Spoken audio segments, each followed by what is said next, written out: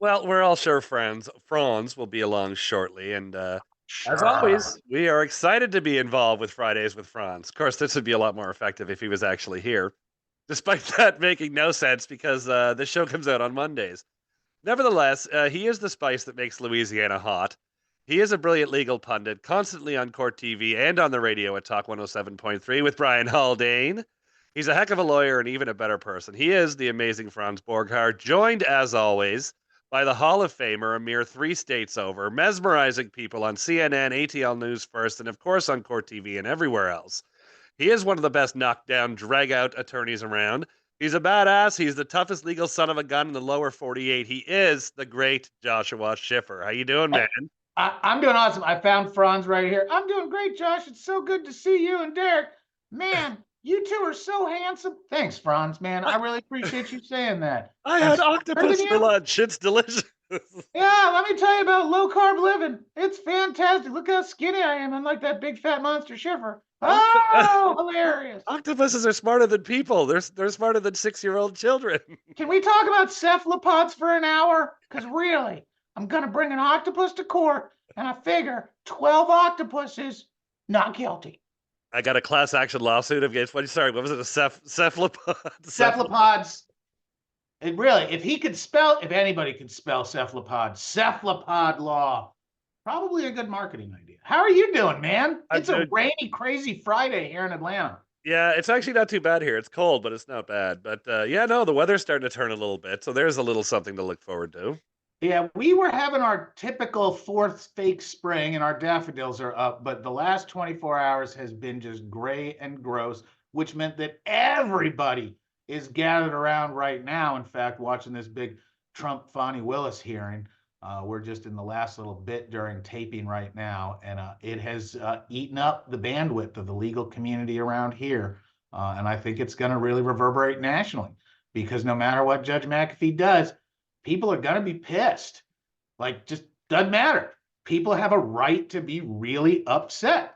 See, and again, 100%. But I think, see, it's funny with you guys being in show business and all that. When you get, I don't want to say it's Trump and Fannie Willis fatigue, but Yeah. what's been looming over the horizon is this whole P Diddy thing because Oh my you and I, God. we talk on socials and we text back and forth and all this thing. But this thing, I mean, we said it was from flying under the radar to now. It's every day you're starting to get that. You're ramping up. You're getting bigger drips and drabs about that whole But situation. and it's the whole response. Because listen, I'll rip the band-aid off to some. It is not your example of a well-written, highly crafted suit. I don't know lawyers involved. I know by reading it, and it's 70 something pages, it doesn't appear to match the format that other cases of that nature do. It appears vaguely legally sufficient, but it does appear that the lawyer drafting it takes a unique view of drafting. That to the side, the allegations made are unbelievable, um, sanctionable if they're false. I really feel that P's lawyers are going to go ape on this filing complainant. But from the allegations included in the complaint, if there is the evidence that they talk about, that this is serious stuff. And the power of a civil RICO, if he can get to a judge and he says, "Yep, that's civil RICO," the discovery is beyond voluminous because it's not just what happened on this day. No, you get to really do a complete investigation, a autopsy of all of Puffy's and the assorted other co-defendants' businesses. And man, it includes Cuba Gooding Jr. I It's heard, got yeah. it's got some big heavy bunch of rappers, and you can tell it's really not an awesomely written suit because if you have to write a suit where you are going to hide people's names, you don't put in a footnote the Easter egg where it's like you know who it is. It's this person. No, Yeah. come on. That's just some low rent ratchet stuff. Uh, But y- you know what's funny? Because we talk on that. You guys are the legal experts and all that. It seems like I don't know. Maybe we just don't pay close enough attention. But you know what? 10 or 15 years ago, it was like there was a murder, there was this, there was a homicide, a shooting, and all that. They seemed a little bit more cut and dry. Where your education to this point has to be next level because it's like, especially for you guys that go on TV and stuff, they're gonna grab you and they're gonna throw you on TV and ask you about P Diddy. You're like, there's so many layers and stuff to a case like this. It's fascinating that you're able to keep up with it. Well, and it really is impossible to fully share the nuances and the stuff that happens behind the scenes. Like we talk a lot about some of these salacious charges, and if you follow us all on Twitter, there's these daily cases that are on the headlines of every newspaper in the nation, and they're written and crafted in a way to grab your attention, get clicks, which I don't necessarily like, but I appreciate. That's the business of journalism and social media. But what you never really get to hear is that background story, because so much of the justice comes out of the negotiations and the strategy behind the scenes. There is something to be said for stacking charges for prosecutors. You see people come out and take this plea that to the public and the media is out of nowhere, but actually it's been pending for a while. It was originally charged as this, but now it's been reduced to this because you take individual charges and amend or remove them, completely changes the game. And I know when we were talking with Rachel a couple weeks ago, we mentioned felony murder and the felony murder rule being this just inherently evil idea, because basically if you're near anybody committing a felony and you're committing any felony, possession of 1 gram of cocaine, and someone dies somehow involved in that incident, your mandatory sentence is life. So if you're charged with it, you really aren't negotiating. Hey, do you want to plead guilty to life or do you want to go to trial? And all I had was a gram of coke. Yeah, but he died while you had to coke and were riding in the car that was running away, and that's felony murder. We've got one now where it was a guy that was running away, doing a flee and attempting to elude, and the officer wrecked, and the officer died. And that guy's going to face felony murder. Now, clearly, that's not an innocent bystander just along for the ride, but the guy who actually is going to get charged with the felony murder, there's no question he didn't intend for that officer or anybody else to die. He intended to run away. He intended to create a factual scenario where others could pretty easily get killed, and that's why the felony murder rule exists. But when it comes to negotiations, if they're not going to take that off the table, there ain't no negotiations. You're going to trial if the only offer's life. So you know what? I wanted to take this back for a sec because I did one last thing just with the felony murder because I know what you were saying. We had a case up here years ago where a cop pulled over a drunk driver, and the cop was hit and killed, and that Yeah. murder ended up getting tagged onto the drunk driver because it's sort Yep. of the cop wouldn't have been there had you not have been there sort of situation. Yep. So now, sorry, just to go back a little bit, we were talking about the P Diddy thing because originally, I mean, there's so much of this in right now, and I know that you've touched on some personal injury, just lawsuits that are sort of targeted at money. So let's just say with the P Diddy thing, and then we'll go to the Alec Baldwin thing. But with the P Diddy thing in general, do you think that because you said it's only 78 pages, which I'm guessing for a case this big is not that much? Do you think this is just an area to kind of dip your toe in to see if he's willing to pay everybody out, or do you think this is going to be one of those cases that goes on for 5 years? It'd be inconceivable for the plaintiff in that Puffy case to just drop the case on everybody out of nowhere. The general practice is you come hire me because somebody's done something awful to you, whether intentional or reckless or negligently. And we're going to talk about it. We're going to evaluate what your damages are and do a damages analysis. We aren't going to bring a suit if we've got time on the statute until you're done with whatever treatment is going on, which is why fast lawyers lose you money.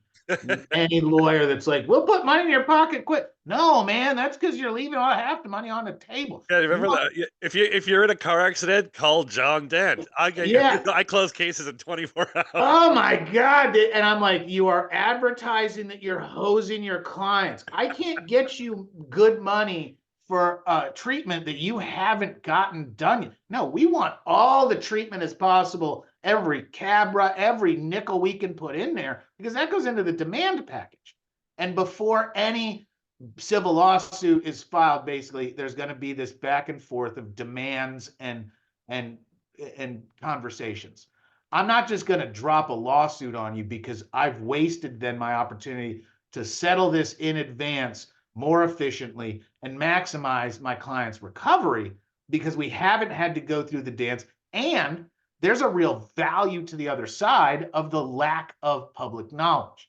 And one of the values you carry as a plaintiff's lawyer is, hey, Puppy doesn't want this out in public, and I've got a legitimate claim, and I can file a case.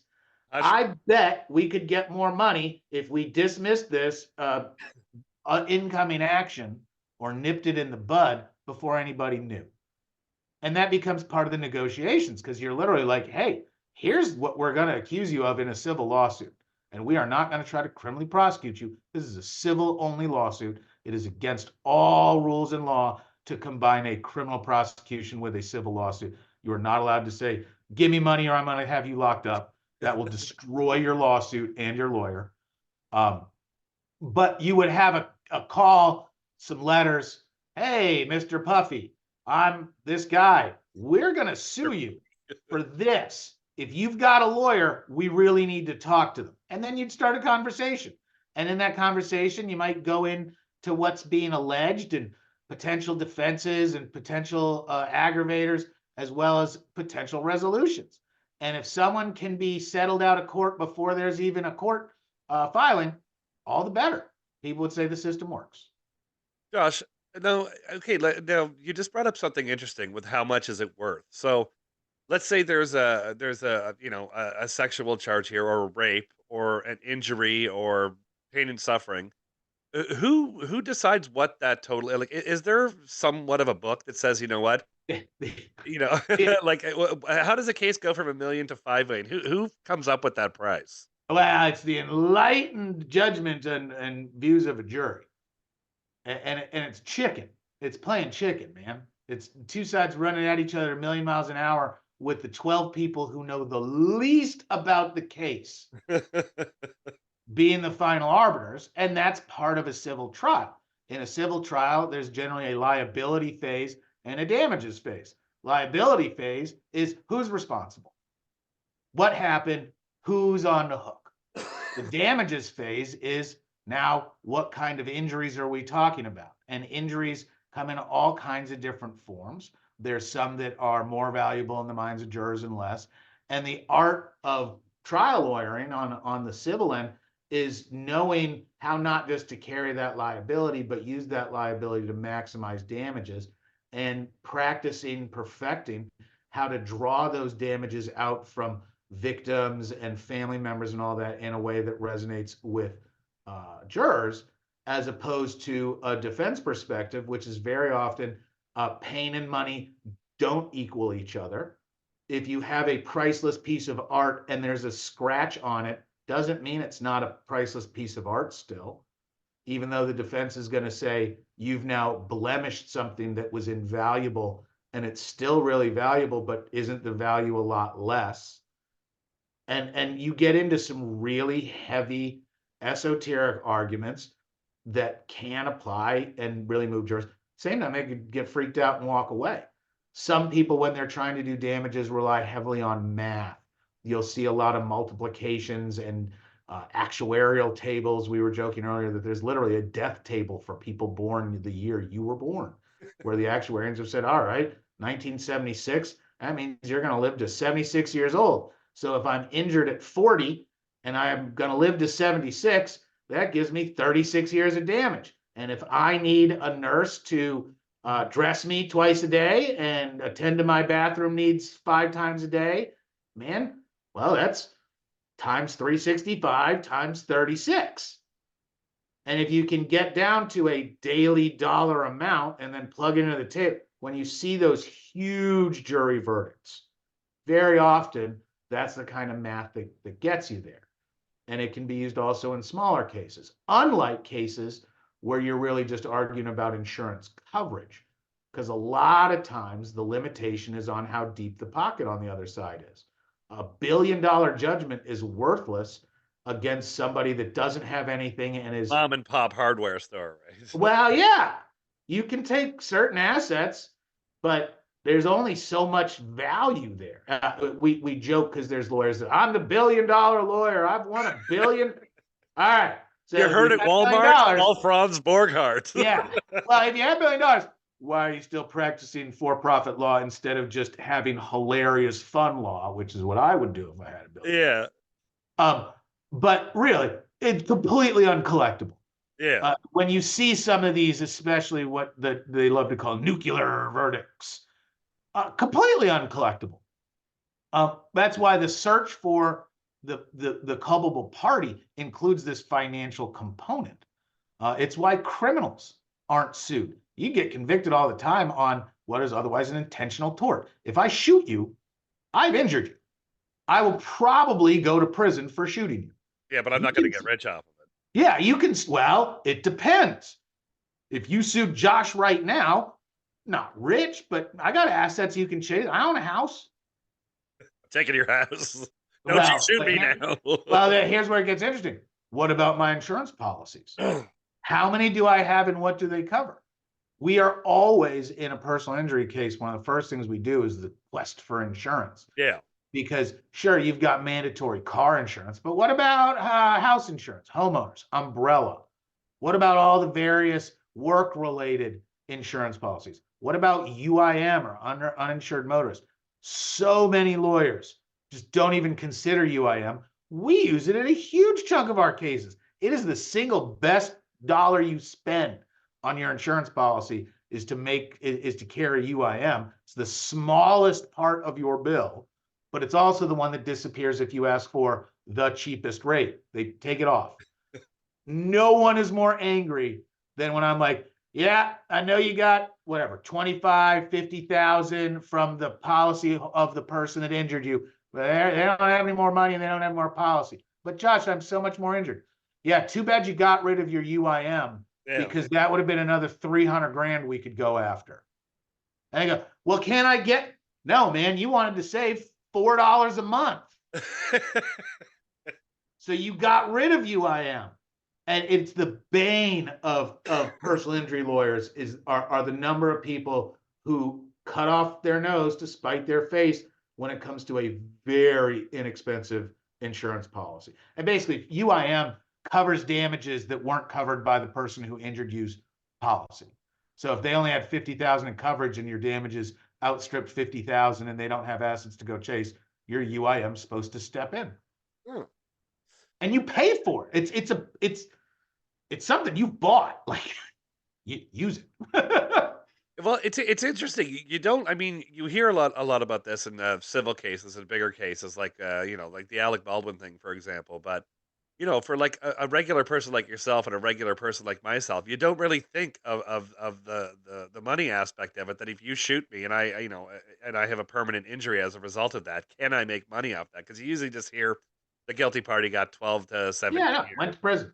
Yeah. But and it's just not as common for people that are involved in violent crime to have assets to go. It stinks. Now, I'll tell you, we do really well on some criminal into civil cases from my domestic violence practice. And a certain percentage of my domestic violence cases are not defending an abuser, it's representing a victim. Right. And if it's lined up right, which is special, you can't just walk in there and start suing people. We have several six-figure results for domestic violence where, hey, you beat the tar out of my pretty young victim, so we're going to sue you personally. And then the guy go, no, I already got prosecuted. And you go, well, yeah, now you're going to get monetarily chased for damages. And they try to blow us off, and then we sue them. And then they go from law firm to law firm being like, hey, trying to hire a lawyer. For what? It's civil defense. Great. Come on over. What's it civil defense for? Well, I'm already convicted of beating up this woman. And then they're like, see you later. Yeah. And the lawyers are like, yeah, we don't do that kind of civil defense. We did one against a prominent football player that ended up hiring a mega firm for, I don't even want to know how much money they charged this guy. But they did a terrible job defending him against our incredibly easy lawsuit where he basically broke this woman's back and had an intimate relationship with her and no defense, and he got convicted. And it was like, all right, we're accusing you of breaking her back and causing these injuries. And for proof, here's the transcript of you pleading guilty in court. So how much money do you want? And we're like, you want to go to trial on it? Awesome. I will totally talk about domestic violence and physical violence on behalf of a victim. My favorite case this week, I had two major criminal issues that were set where I was working for the defendants, and we got really very pleased with how they are resolving. But my other big case this week was a victim. And it was a victim that was out in a public space at a facility where she was viciously assaulted out of nowhere by someone who doesn't have two nickels to rub together. Right. She was still viciously assaulted. And I love doing the victim work because I got to argue during the criminal process about why the punishment, in my mind, was insufficient. And that's due to structural issues in that jurisdiction. And the DA's office in that jurisdiction sucks. But we're also going to follow up with a civil suit and use the failure of the criminal justice system to maximize her damages. Right. Because the argument's going to be she couldn't rely on law enforcement in the criminal justice system. The person that did this to her got out of jail and walked just fine. My client has lifelong permanent brain issues and this and that and the other. And she got told by law enforcement, don't worry, we're going to get the bad guy. And what they do is it does me no good, right? Let her go. Yeah, they say it offers closure, but at the end of the day, it's like, a perfect example, like a good question for you is, with the Kansas City parade issue, if a mass shooter comes out, okay, they catch the shooter, but you've shot me. I'm not going to walk right for the rest of my life. Like that, the closure doesn't really do me that much good. Let Franz into this because I just got a text that he's there, and I'm going to start talking about how Josh Schiffer solves the Second Amendment gun problem because this is really the solution, and everybody wins. Oh, you have a solution. Oh, I completely solved the American gun control issue. Completely solved the American gun control issue. This is what we're going to run Franz on. Don't tell me. Go on CNN and tell them. What am I going to do with it? I'd love to take credit for this, but I did lift it from the cure to gun issues and the over availability and lack of effective control of firearms in the United States is to require every firearm to carry a mandatory $1 million insurance policy. And you don't have to have an ID. No, you have to have a policy. That gun has to have an active policy. I don't want to know who pays for the policy. I don't want to know what the bill is. But every firearm registration number has a policy attached to it for $1 million. Well, they're just going to raise the price of the gun. That's no. Guns remain cheaper than ever. And I say we get rid of the 3334 Act. If I want to buy a machine gun, I just get to buy a machine gun. Bet the policy for machine guns more expensive. I also bet that 19-year-olds pay a lot more than 50-year-olds.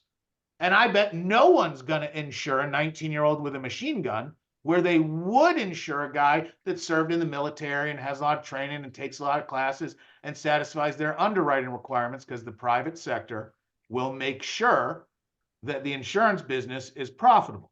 And what that does is every time there is a piece of gun-related violence, there's also going to be a pile of money for a lawyer to go chase to make sure the investigation's done properly and to make sure that the appropriate parties are responsible because you're now paying Franz to chase down that information.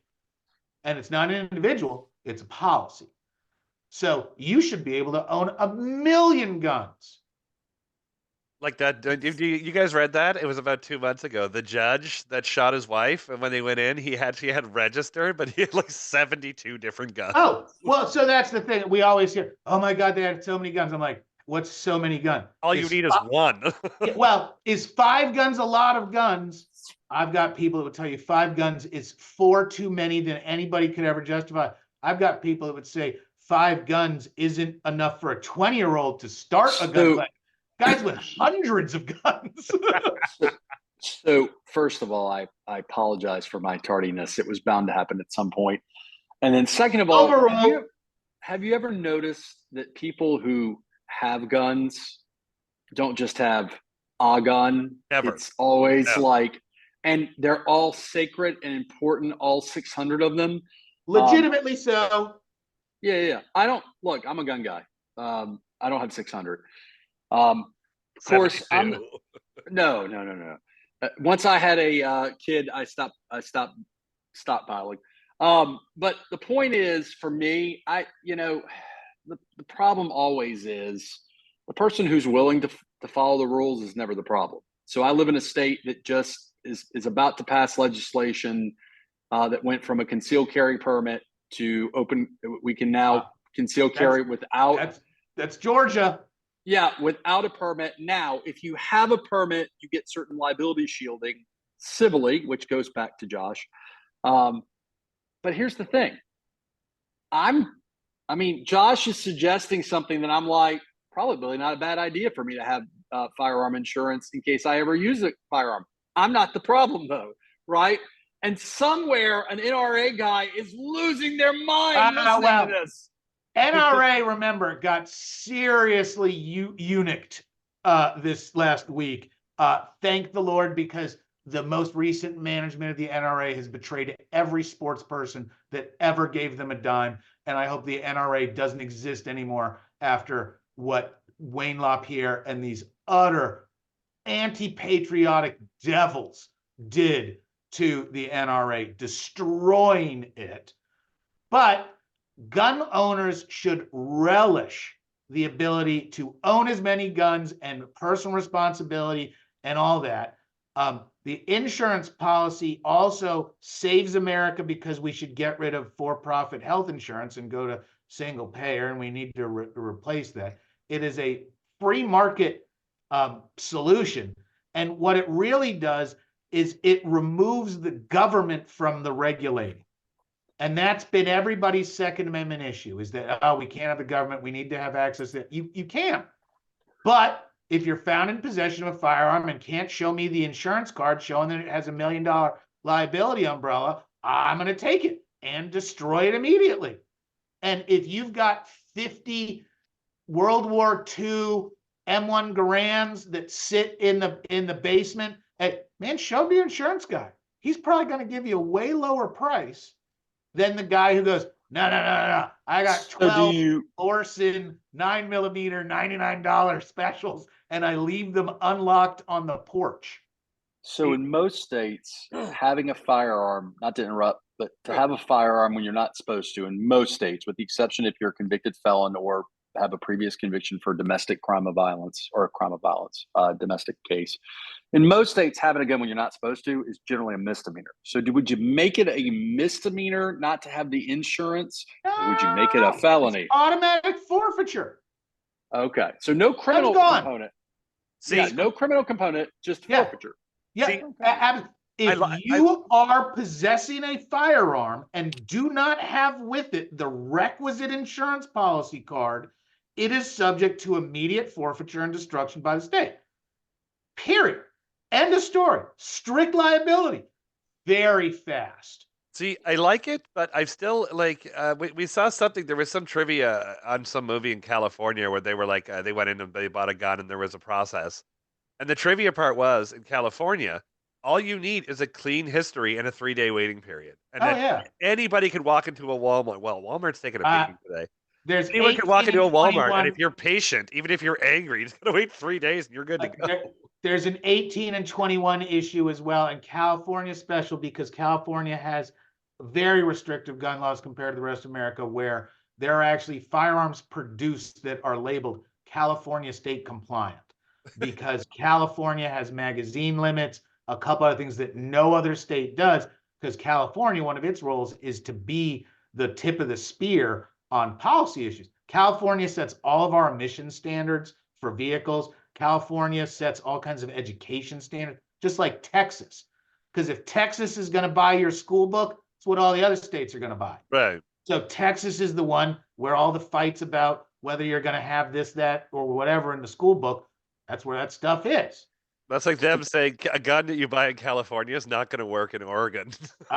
So if you possess many kinds of firearm, their mere existence in California, it subjects them immediately So the constitutional challenge to Josh's proposal will be and look, I'm a centralist. I'm an opportunistic mercenary centralist. The interesting thing will be somebody on the far right claiming that what Josh is proposing discriminates against poor people. You're right. Yeah. And it's not only will it be a constitutional challenge based on that, but it'll be a constitutional challenge, of course, based on the Second Amendment as well. Again, what you're suggesting, I am not inherently opposed to, because the more I'm sitting here, I'm like, I really should have some kind of firearm policy in case I ever have to use it. And I have like a general, now in my household, I have a general, which by the way, if I use homeowner's policy, probably. Right. And the question is, do you also have like an umbrella for outside of the home? And there's more insurance, which is one of the evilest things in the entire universe, 100% based on fear, 100% based on fear. So my likely, and I'm playing this out in my head, this is going to be great for my law class on next week. You're welcome. So the likelihood of an event happening where I utilize a firearm, it's going to be my car outside, like I'm in my car with a firearm, or I'm in my home with a firearm, both of which I don't know that my automobile insurance, I'm quite sure that it does. I've sued that case. Okay. We had one against a former Marine road rager who thought he was so badass driving around waving his gun at people. We taught him a really good lesson. So both his homeowners and his auto policy applied. so based on what I'm saying, again, I'm not opposed to it, because look, the reason I would probably get into a firearm event in my home or in my car is I'm a big fan of the castle doctrine of defending my home and the human beings I'm responsible for in my home. You like same with family. The car. Yeah, and don't touch Franz's rims, man. Franz loves his rims. Look, I've got a whole bunch of Catholic stuff in my house. It's it's almost like a basilica up in here, and in my car. Dude, don't you want that stolen? Isn't that part of your ministry? If you could convert and save some souls by them stealing what is a very impressive collection of spiritual art, because you're one of my favorite spiritual people in the world, because I know without question and real it is. But really, so actually, you're absolutely 1,000% accurate. The mindset is, if somebody steals something out of my car, like I collect rosaries, then the mindset is, well, then they needed that rosary more. They needed that rosary, and if they're stealing rosaries, I'm pretty certain they need one. Yeah, I mean, that's a self-proving idea right there. I got some good rosaries. You're not getting a lot of crack based on my rosaries. But all the rosaries you want. To what Josh said, though, you have your rosaries, but you also have $2,000 worth of tires and rims on that car you have to protect. So what's interesting though is the centralist that leans a little right as it comes to firearms in me is like, man, what Josh is proposing, there's so many issues. I don't know how I feel, but the practical, like, risk management guy in my brain is like, Josh is actually making a lot of sense right now. And candidly, what would the cost be on that insurance policy annually? If you are some 50, 60, 7-year-old grandmother who's never had a police thing and has had a 38 that sits in her drawer for, you're talking a couple $100 a year, $100 a year, man. They will sell, because remember, there are millions of guns in America, millions. You want a group that will support more guns than people, by the way. Yeah. Oh yeah. The insurance universe, jump on it. The lawyer universe, jump on it. The actuarial and finance universe, jump on it. The only people that lose are, I'm trying to think. The poor people who can't afford the insurance. Well, guess what? Georgia will certainly create a firearms for the indigent program, where after jumping through enough indoctrinating education from the government, they will Can give you you a imagine? free government gun Rod, policy for one imagine people going semi-automatic. door to door saying, "Oh, are you guys trying to like get breakfast for people in school?" We're like, "No, we're trying to raise money to insure poor people." Yep. Little Timmy is poor, can't afford the $250 annual. Now, what's interesting is how the insurance companies are going to bend Josh over and figure out, well, wait, if Franz has an 8-year-old that stays with him, even if Franz has a firearm safe, which I do, we're going to charge Franz more money. A premium. So once you get into how you modify it, so first of all, Georgia just passed a law. It has not been signed yet, but it's passed. We're changing our tax code because we don't like giving away free taxes unless you're going to buy something gun related. And it was a bipartisan gun in Georgia legislation, ultra rare. But if you purchase gun storage and safety equipment, now there's a tax carve out. So if you buy a gun safe, no more taxes. You buy gun locks, no more taxes. It's the first gun-related legislation that the left and the right were both 100% on, because the only potential benefit is more safe firearms. And the insurance policies the same kind of way. In order for you to get the better policy, hey, Franz, you like this kind of firearm, we'll send you to this class taught by your local gun store, by somebody who's probably former military, that has a new job teaching gun safety. Franz is going to get a 10% discount because he took high capacity magazine safety every 3 years. That's also going to lead to a system-wide rising educational level where there's arguments that because we don't have mandatory conscription like the Israelis or the Koreans, are more adults that aren't familiar with guns are dangerous being in their presence. Versus if everybody has a fundamental basic knowledge, you don't point at anything you don't want to shoot. If you join the military, the United States will waive the insurance requirement. I believe that public service inducements are one of the ways we save America. Because if you are willing to, at 18, sign up for a 4 or 6 year or 8 year public service, no less than 500 miles from your home, must be more than 500 miles away from your home, I believe you should get tax benefits. I want our public defenders who are public servants, I want them having guns too. And by the way, just for shits and giggles, I used to be a public defender, and when I would tell people I do public service and public defender work, they would laugh at me. When I would tell people when I was a prosecutor, I'm a public servant and I do public service through being a prosecutor, they're like, man, thank you so much. I appreciate you. I was like, are you kidding me? Even though public defense, criminal defense, one of the only jobs in the MF Constitution, like literally, it is in the Constitution because without an aggressive defense, prosecutors must become fascist abusers. The founding fathers knew that without a counterbalance, the state shall abuse you. It's a foregone conclusion. Limitless government power is a recipe for absolute disaster. That's why criminal defense attorneys, mandatory part of the system. Sorry, one more note. We're fixing world problems right now. We're fixing world problems. But you know what? Just to go back to what Franz said with the people who can't afford that, when they were saying that you have to buy a gun, but you also have to buy a safe and take a class and all that sort of thing. That again, that is a problem for people that can barely afford their gun if you need one. Well, wealth and income is unfortunately an unfair part of free society.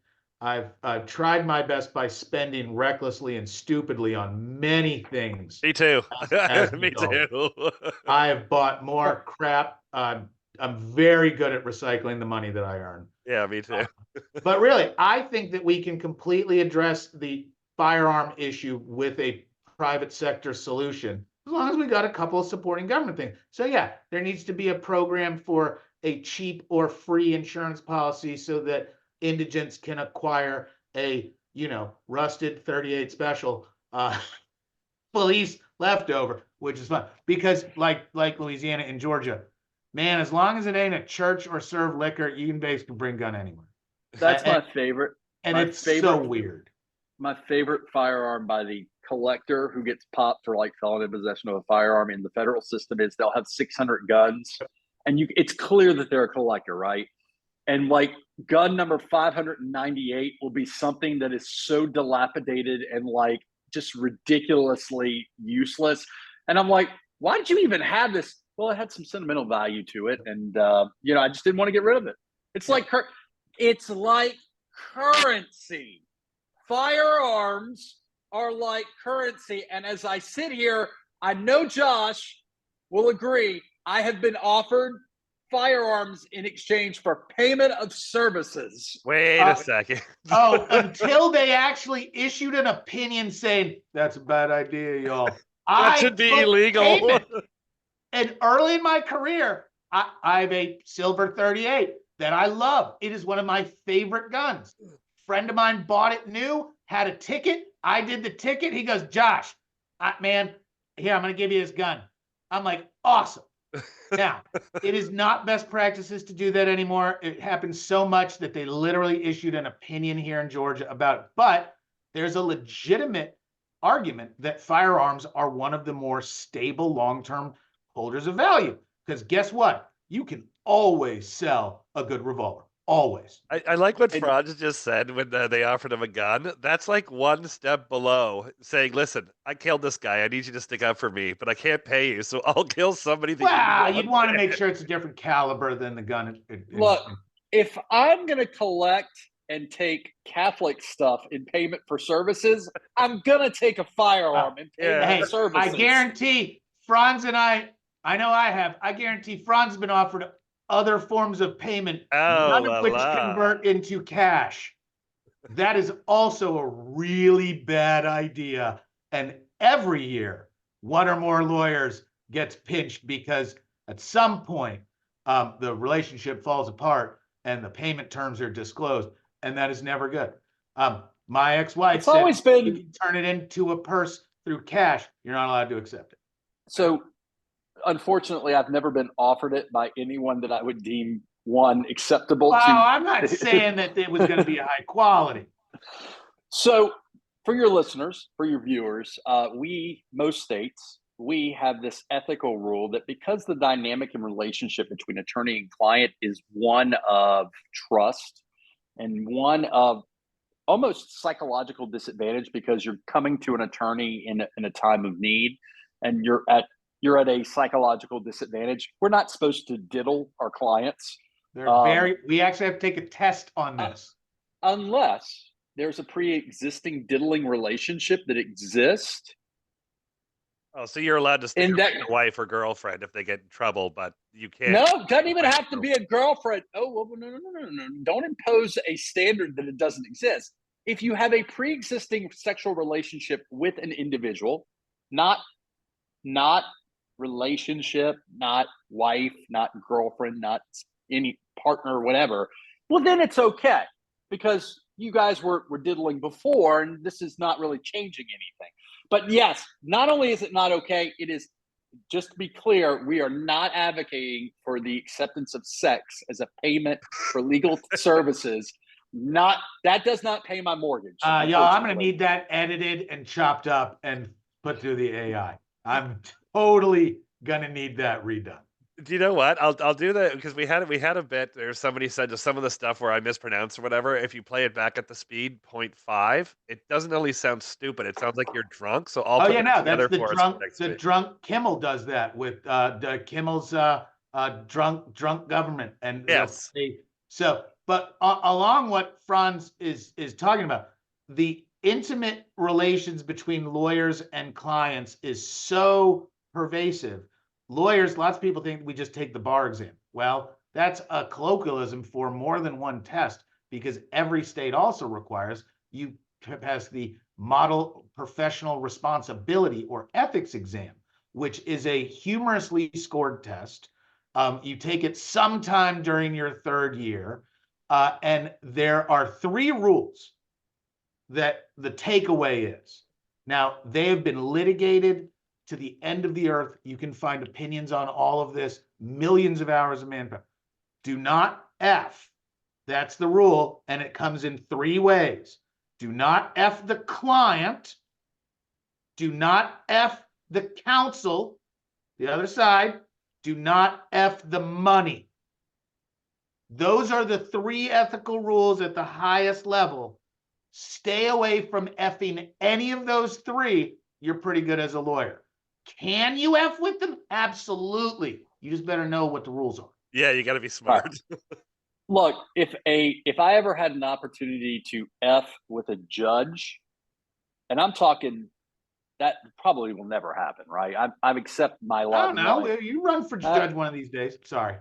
If I had a, That's I mean, there are a few things in life that I would turn over my bar license for. Yeah. And if like Ruth Bader Ginsburg, God rest her soul, and this is another clip I'm about to give you. If this is gonna go sex related, and you're bringing up RBG, ratings gold. Yeah. Let me tell you, if RBG looks at me, violence. I can't wait to see. If RBG, while alive, would have said, Franz, in order to save the human race, we have to have sex. I'm like, here's my bar license. I'm out.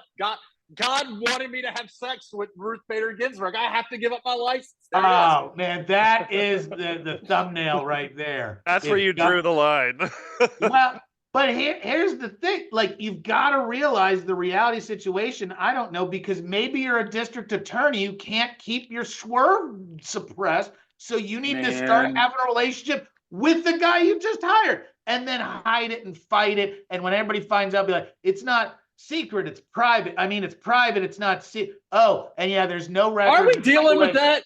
Are we dealing with that in Georgia right now? I'm skipping that hearing to talk to you, Mama Lukes, which I love. And I cannot wait to get back to, because let me tell you, it was as good as you get. From the layers of the onion, oh my Lord, I'm in heaven. It is so juicy. And these are people that I know. Like, these are people that I've hung out with. Watching them, wow, absolutely mind-blowing. But back to having sex with people, you should not, as a general practice, have sex with any of your clients. You should generally accept payments in the way that payments are intended, which is through cash, property, or other assets, even though you are still allowed to barter, including personal services. That's what, especially if you're super horny, then it turns around and you're like, I got to make some money at some point because I can't pay my mortgage with sex. Well, humorously, some of the litigation on alternative payment arrangements goes back to the .com bubble, because smart young lawyers were going, oh, you don't have any money. You got stock. Give me some equity. So equity was traded for legal representation, which then caused issues, because what affects the value of the equity? The legal representation. So you then end up with, hey, if Franz wants to short a stock, which is an option strategy, and he's the lawyer, can he then make an announcement that tanks the value and manipulate the market, which might have happened, and there might be some true thieves and scumbags who never get prosecuted doing that kind of stuff. Look, my 8-year-old eats food. He doesn't live off lap dances. So if you see me walk into a bank with maybe $4,000 or $5,000 in ones, I'm probably been employed by a stripper. Yep. Who that's happened. Always. Their money spends the same. Cash people tend to be very, very good clients, because they're very diligent with, no, the money's the money, because they don't have banking and credit cards, and I'm going to make it and pay it. No. If it's green and it's in their pocket, they're going to give it to you. It's my same issue with undocumented immigrants. People are screaming bloody murder about undocumented. Best clients in the world. You have an undocumented immigrant that has 15 different things to do for probation. They'll have it done in 30 days. It will be perfect. It will be the best package of, and they're like, Mr. Josh, is there anything else? I'm like, no, man, you're blowing everybody else out of the water, because they pay in full. Pay up front and in full. I adore them as clients. They are and respectful and nice. And here's the sick, twisted part. My undocumented clients are better Americans than virtually anybody. Hardworking, faithful, family, kids, stay out of trouble like it's their job. When you see these guys walking in the rain, that's because they don't want to drive, because they don't want to get arrested. It's Did interesting not because walk through Nicaragua to end up in lockup in rural Georgia. It's it's interesting because you bring up a good point where it's like you guys, somebody comes in, you bend over backwards to get them some community service or something, but they're entitled, so they end up not doing, and you're like, what the fuck? I did all this work for you, and you can't just push the ball over the line. I put it at the 99 or at the 1 yard line. one of the mile markers in developing a practice and becoming a successful mid-career lawyer is when you can start firing or not accepting jerks. And you're just like, man, I'd love to help you. I'm not going to tell you your attitude sucks, but I've already concluded your attitude sucks. I do not want to spend any time with you. That's the fantasy. I'm not there yet. Right now, I just price people out. I'm like, I don't want to take your case, so I'm going to charge you 2 times what I would normally charge you because I don't really want to take your case. Oh shit! You have the money. The problem is that they write the check. You have that money with you. I need to increase my walkaway price because apparently it was not accounting for inflation. I fantasize about the day where I can look at that potential client who nobody would want to represent. And it's generally not the nature of the crime; it's everything else. Yeah. It's the person. And to be able to say, "Yeah, no thanks, I'm good." 100% the person. And there are people, we have a list of, we do not take calls because in a city like ours, same in Baton Rouge, you'll have people that we call dialing for dollars, where they talk to 12 lawyers because they're asking the same questions as other lawyers and telling you and trying to tell, and you're like, you sound like you know way too much. Yeah, you've already been rejected by like 9 of my colleagues, and I do not want to ever deal with you or talk with you, and you find a way to gently. Yeah, and they have money, so you're like, wow, you're just that much of an asshole that 12 other people do not want your money. The good news is that due to the way the universe is structured, there's always a lawyer desperate enough for any client. The market is an amazing thing. The market, free market, I am a big fan of. Somebody's charging $500 for murder. Probably not a great criminal defense attorney, but there's a market for that. Yep. And you'll hear the client be like, man, I ain't using no public defense. Man, that guy's tried cases for like 20 years. No, I'm getting a paid lawyer. Really? You paid $3,000 on a murder. He works out of his car.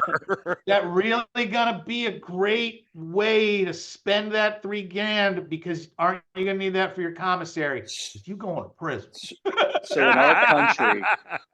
in our country, some of the best public defenders are the federal public defenders. Oh my God! Which one of the hardest jobs to get.